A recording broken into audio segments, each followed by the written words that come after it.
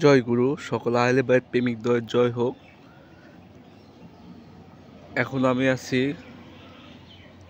গোলাপনগর, ভেড়ামেরা, কুষ্টিয়া।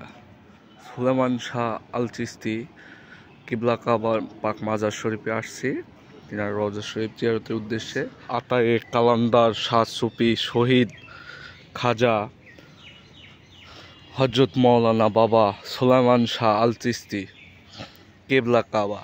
চৈত্র মাসের 19শে চৈত্র উফাত হয়, আর এইখানে 19শে চৈত্র প্রতি বছর বাৎসরিক উরস শরীফ অনুষ্ঠিত হয়। এটা 1971 সালে উফাত গ্রহণ করেন এবং এখানে অনেক বড় এরিয়া, ঘুরায় আর শেষ করা যাবে না।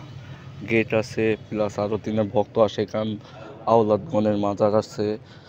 আবার এইটা দেখতে পাচ্ছেন বাবাজান কেবলা যখন নদী পথে এই আমাদের পদ্মা নদী লালন সাইজি ব্রিজ নিচ দিয়ে যে পদ্মা নদী বয়ে চলেছেন, সেই নদীতে ভ্রমণ করতেন।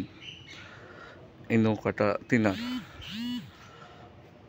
দেখতে পাচ্ছেন সুন্দরভাবে সংরক্ষণ করে রাখছে তিনারা। দরবার শরীফের কমিটি বা